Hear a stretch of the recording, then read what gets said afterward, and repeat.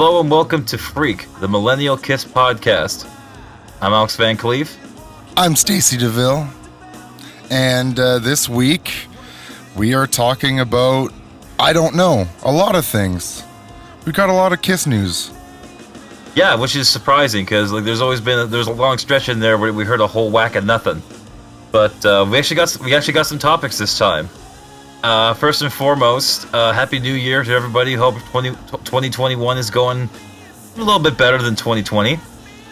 And of course, we can't start this without talking about the first big thing that happened this year. Kiss 2020 goodbye. You actually bought it. I got the $400, the $250 American, but I paid $400 Canadian for this package that I still haven't gotten.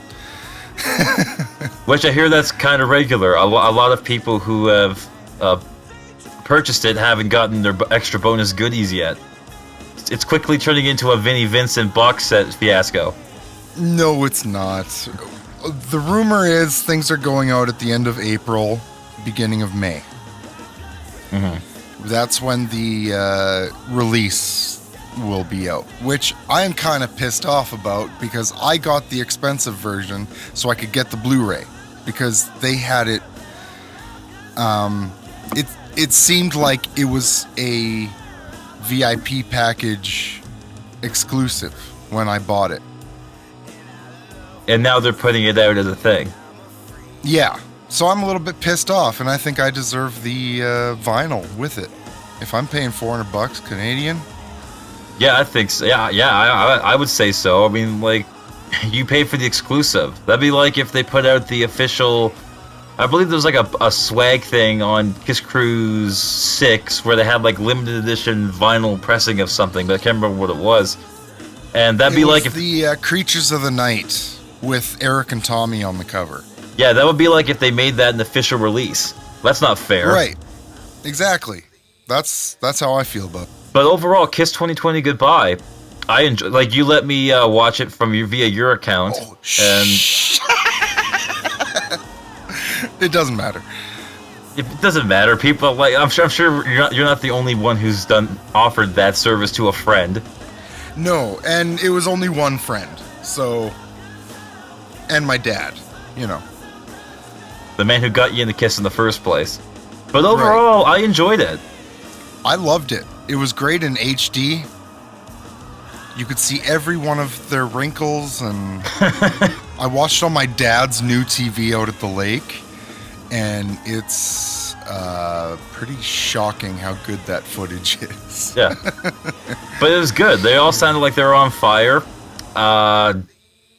It's a little weird when they're performing in front of people and there isn't a big giant crowd of "Wah!" Instead there's like going on. Right, yeah. In the distance, just...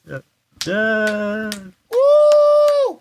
it's just cheering that's just a little louder than the crickets. But they did have a fader on the mix board of just audience sound. Okay. So it didn't sound as horrible as it would have there. Yeah. It would have you would have heard crickets. Yeah.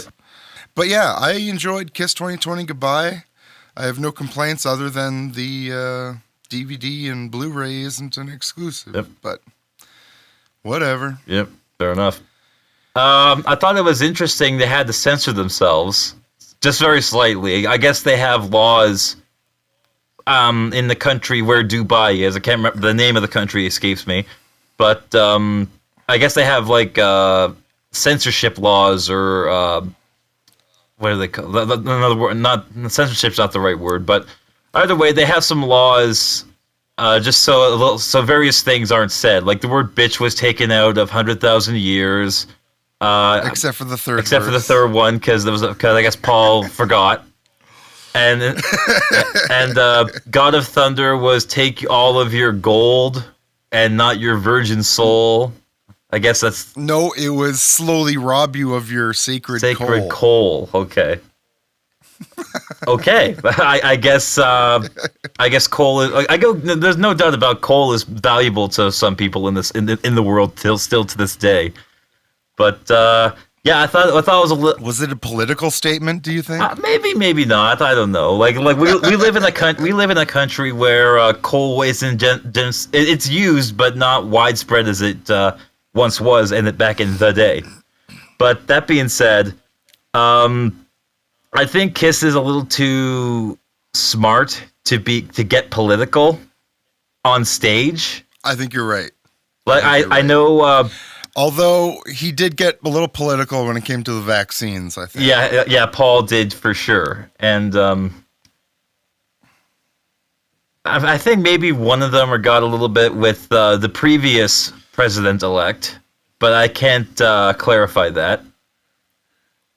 And but at the same time, though, I think Kiss is too smart to get to be all talky about that on stage, unless it's about the Rock and Roll Hall of Fame, because they tend to beak off a little bit about that, especially Paul. As much as Paul says he doesn't care, I think he really does, or did at least. I think feeling slagged by a corporation for 15 years has really left a sour taste in his mouth. Yeah. That being said, though, you don't hear Paul talking about, oh, I should be on Saturday Night Live. But it's that whole group. It's the Saturday Night Live. It's the Rolling Stone. It's the Rock and Roll Hall. Yeah. It's this group of dickheads that just want self-gratification from the stuff that they like. Yeah. That being said, we really hope that Maiden, New York the Dolls, Go-Go's, and the fucking Dolls, they're nominated, and we really hope that they get in. Because that would be amazing. Yes. Yeah. This year, I think the fan votes should be the only votes for the Rock and Roll Hall of Fame. I personally agree. That and also, anyone who's already in the Hall of Fame, as an inductee, they also get a say. Has a vote. Yeah, Alice Cooper gets a say. The Police get a say. The Beatles, all the Beatles get a say. I wonder if Kiss gets a say. One would hope that they get a say. Yeah, I doubt it. I'm gonna vote for LL Cool J. Not. You know what? Not. You know what? If Gene happens to be friends with him, then by all means, whatever. But you know me, my stance: rock and roll. It's a Rock and Roll Hall of Fame. I think that's Gene's stance too. Yeah.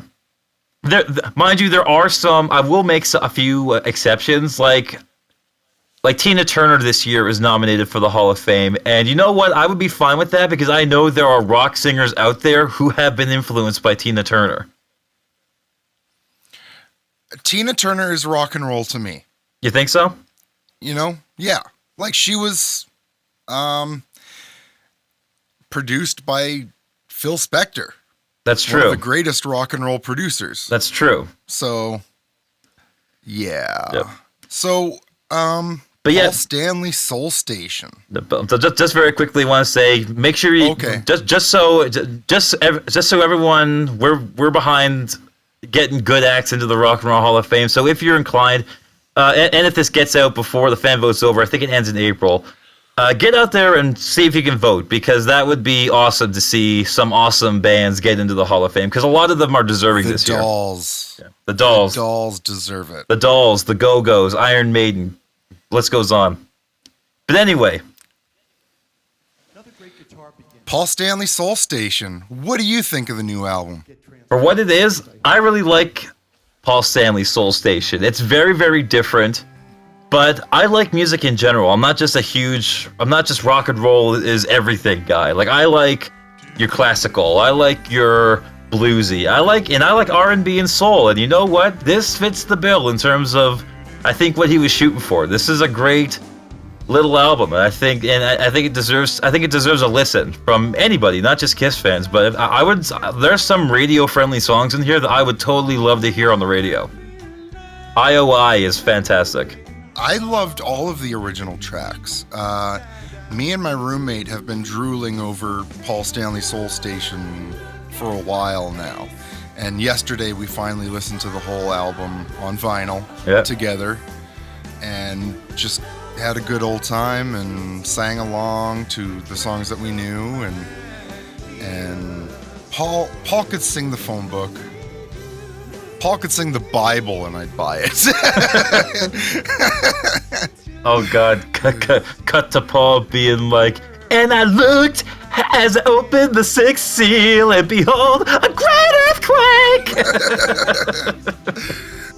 For those who, I don't know what that verse is, but it's the verse they use in Ghostbusters.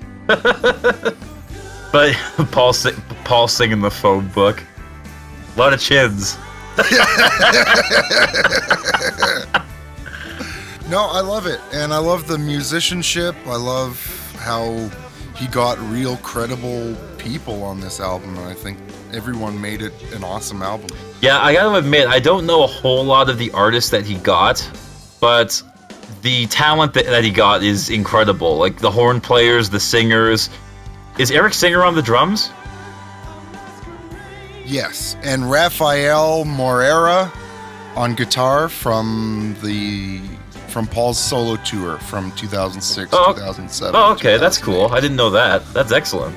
Eric plays the shit out of these songs on the drums, and I wouldn't know it was Eric Singer if I didn't know. Even like when I'm watching the music video, I know what Eric Singer looks like. He's got a very distinct look about him. But you watch the video, I had a double take. I was like, is that Eric? Because I didn't know. Like there's no wiki link for Paul's for Soul Station. It's just like, oh, Paul's working on a soul album, and that's all that Wikipedia gives you. Right. So I'm really got. Like, I don't have a copy yet. I actually got to get a physical copy and start reading those liner notes, because everyone on there deserves a big pile of credit. Like everyone's just on. Everyone's having a good time. Paul sounds like he's having a great time on this album. Mm-hmm.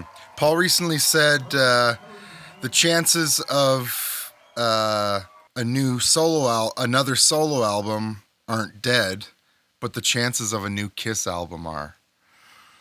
Yeah, and you know what? I kind of understand where he's coming from with that, because if Kiss were to release another album, I would be excited about it, but I'm really not holding my breath.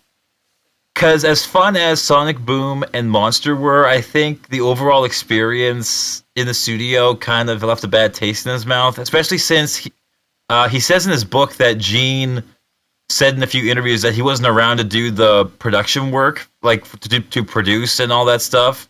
And it kind of left a sour taste in his mouth because, oh, well, I'm producing by default then. But that's not the case at all. So I can see why being in the studio is a little bit of a hard time. He has a hard time producing a Kiss album, especially since that a lot of the new stuff they put up won't be of the same caliber as a classic Kiss, because it has time on its side as the big thing. So yeah, we're back, guys. We had some technical difficulties, No. but yeah, Paul on doing a new Kiss album, not happening. It sounds like, I feel like they did their ultimate album, Monster. I feel like it's for me, it's right up there with the classic original 6 studio albums. Yeah, and Revenge. Yeah, I would agree to that. But I also the reason why I think is that Paul is not really interested in making an album that doesn't sell. Like for you and me, we're Kiss fans, so obviously we'll be anticipating it and buying it when it comes out. But in the scheme of things, it's no one outside of fandom is looking for another Kiss album. Plus, that is also very true. Plus, I think Paul also said in his book that he kind of felt insulted by Gene because he was like, Gene had said something in a few interviews where it seemed like he made it sound like he was too busy to work on the production of Monster, and that Paul kind of felt slighted by that, saying, "Well, are you saying I'm doing it by default? This is not a partnership. This is not a thing." So I can understand why Paul wants only, if he's going to make another album, he has to enjoy making it, and it has to be like a passion project for him. And I think at this point, making another Kiss album wouldn't be a passion project for him. It'd be another Kiss album. I think it might be a struggle for him vocally as well. Yeah. Because he had to go under the knife to finish the Monster album. Yeah. You know? And I don't think he wants to do that again. And I don't think he wants to do anything that's not as good as Sonic Boom or Monster. Yeah. But I'm okay with it because Monster to me it's a great final statement for me.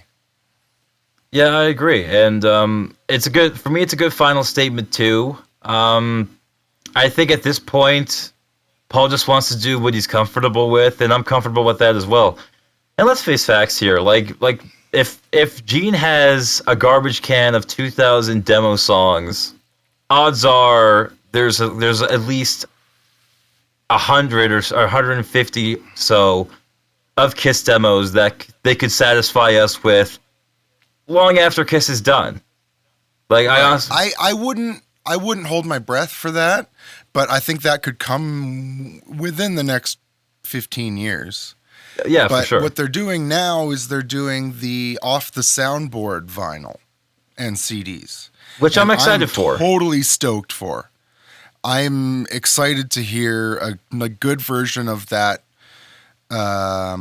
Tokyo Dome 2001, the live stream essentially, but with like good audio. Yeah, me too. If I could get one of the Sydney Showgrounds 1980 show with Eric Carr, or hell, I know for a fact that a soundboard version of the final show with Ace in the 80s in Auckland, New Zealand exists. If I can get a good version of that would be awesome. Right. Also, San Francisco, 1977.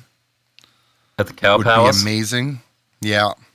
Because the tracks we got on the deluxe edition of Love Gun were just killer. I agree. Sounds way better than Alive 2 for me. And it's honest. Well, I got a few opinions about Alive 2 on how it's. I know it's mostly a fake show, but it sounds like a fake show as well. But that being said, I do like Alive 2. I love Detroit Rock City and all that from that album. Love the bonus tracks from that album. But no, I agree. Like I would love great soundboard quality from that show because yeah, like you said, the Love Gun special edition tracks were great. If we can get the full show, that'd be great. That'd be killer. Right. And that's on the day that Elvis died. Oh, really? Yes, that Cow Palace show. They before Kiss came on over the PA, they were playing All Shook Up. And that's why sometimes you see these bootlegs All Shook Up in San Francisco or all these different names. It's because Elvis that was the day Elvis died. Wow. Yeah. Wow. Yeah. What else would be? The big track that I'm looking forward to hearing on the Off the Soundboard in Tokyo is Talk to Me. Because that's the one song that they threw in for the Australian and Japanese tours on the farewell. I don't think I've ever heard even a rough version of that. Have you ever seen the farewell tour in Tokyo? No, I have not. Oh, you need to YouTube that. Well, that's I the will show have to. that is getting released. Okay, that's the show that's getting released. Yeah, it's not the show that Ace Frehley starts playing a bunch of songs. That's in Osaka, I think. Okay. Yeah, you know what I'm talking about. Well, I kind of think I do, but at the same time, I've seen like compilations where like, oh, we're gonna play a new single, and he's playing Louie Louie, but that's like from Unplugged.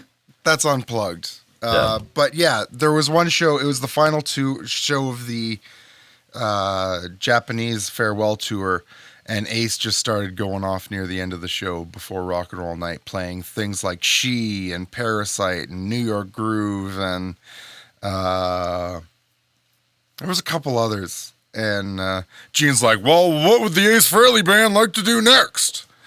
Oh, I think I have seen that. I recall. Yeah. Yeah, but still, I'll have to go back and look at that again. Yeah.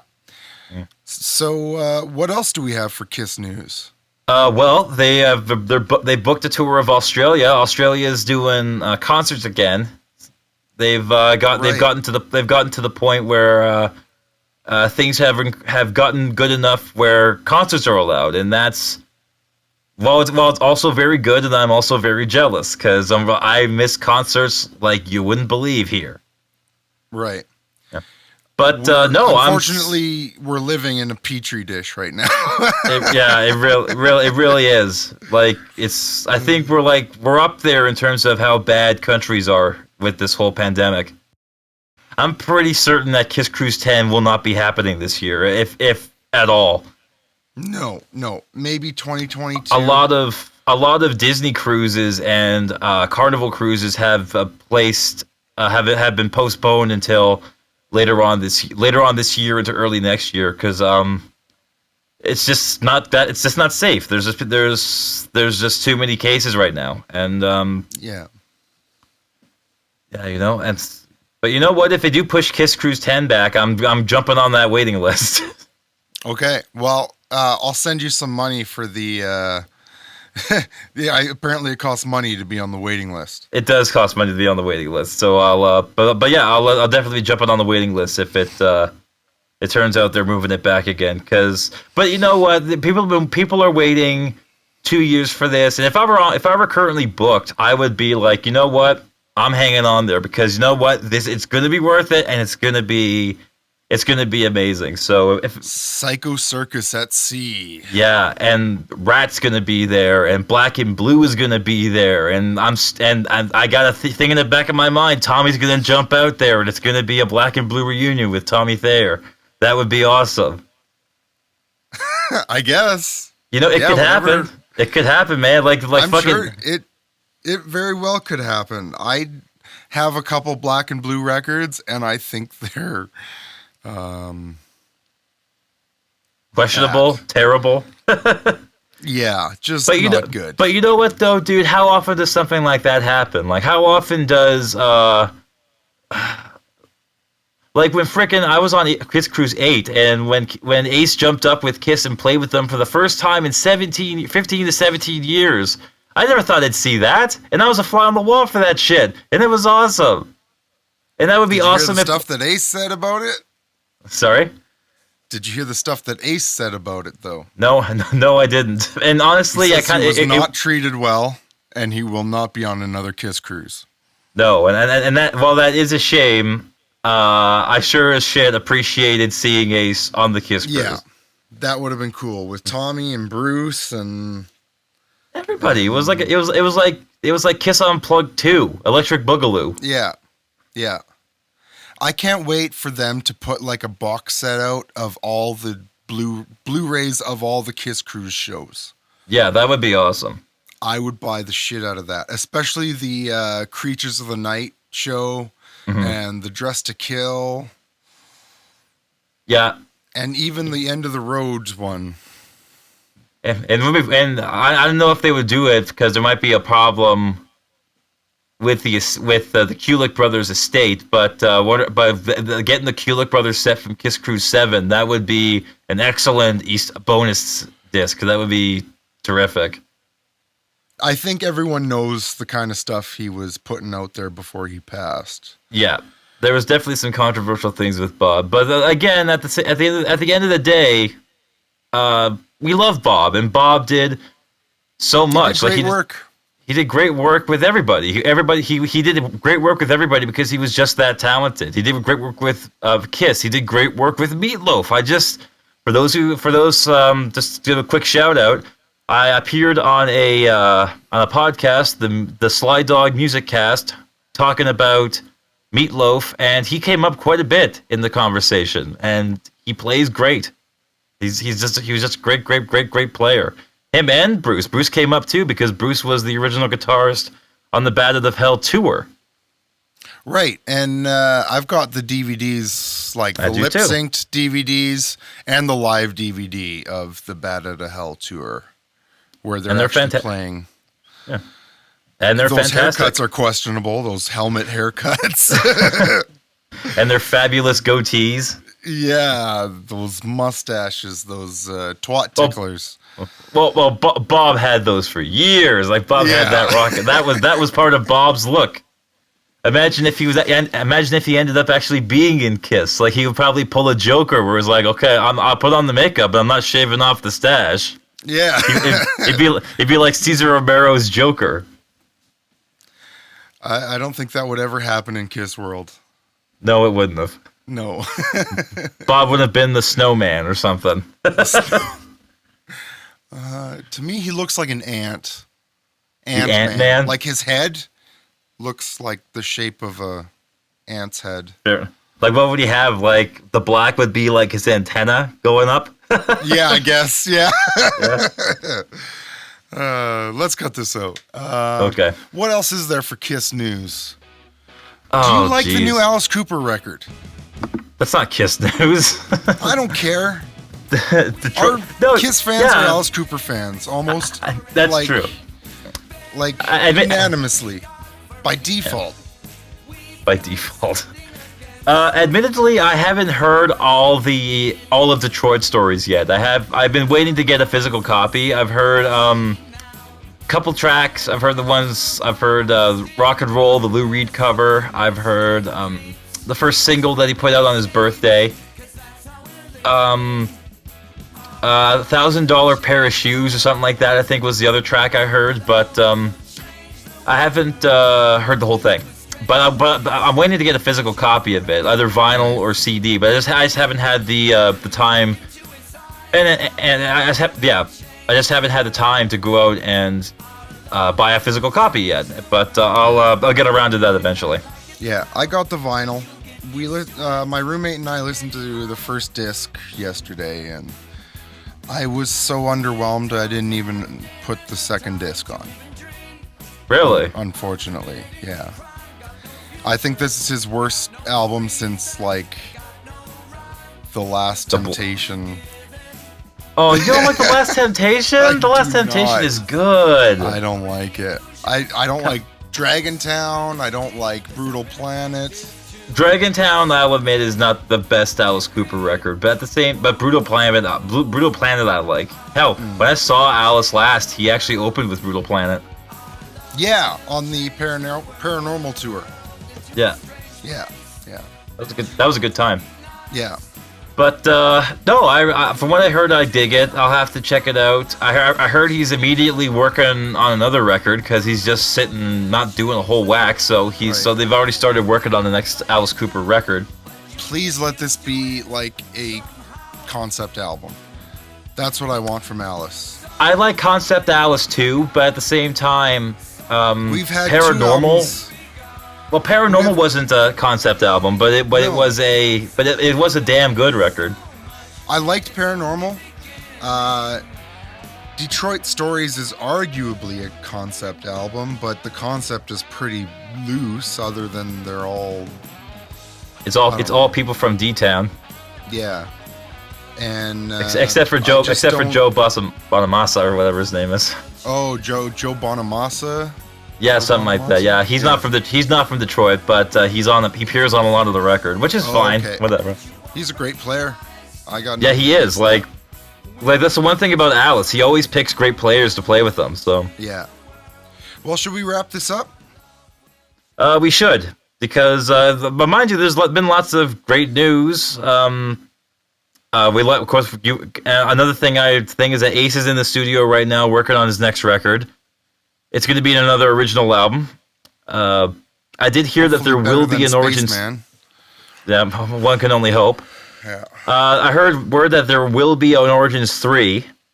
Okay. We'll have to wait. We'll have to wait and see about that, though. What cover would you want to see Ace do? I want to see Ace like in There's a few of them. I was thinking about this the other day. I think the gents from KST said they want to hear Ace do Crimson and Clover. Like that would be a good duet to do with Lita Ford or Joan Jett.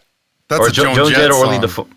It is, but yeah, you know what? That would be awesome if Ace did that as a duet with somebody. I guess I kind of said some blasphemy there by saying Lita Ford should do it, but Yeah.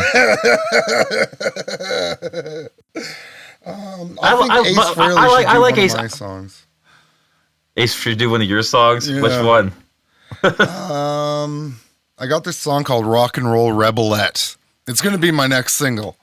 It's the one I'm planning on recording next. So Awesome. yeah, I think you should do that one.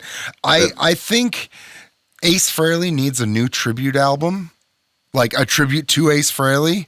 I want to hear Ozzy Osbourne do Inside the Vortex. Okay. There's a lot of bands I want to hear do Ace songs. I just got Kiss My Ass, so actually, so that's Thrax's version of, that kicks ass. Yeah, they also did Parasite. They also did Lover All I Can. Have you heard those? No, I'll have to check them out. Yeah, they're on YouTube. So Well, I know Scott Ian's a Kiss fan, so I think they're all Kiss fans. And they're all Kiss fans. Okay. Kiss, Gene and Paul produced those Anthrax covers. Like, there's a whole EP of Anthrax covers. Hey. Wow. And Gene and Paul's vocals do appear on Lover All I Can. Fair enough. Yeah. I'll have to check that out. Yeah. But I think anyway, that's Freak. Yeah, I think that's this episode. So thanks for hanging in there, guys. We're sorry it took so long. Yeah, it's just life and technical difficulties. Not a great mix when you're trying to... Depression. Yeah. Lack of COVID sex. and depression. Well, speak for yourself.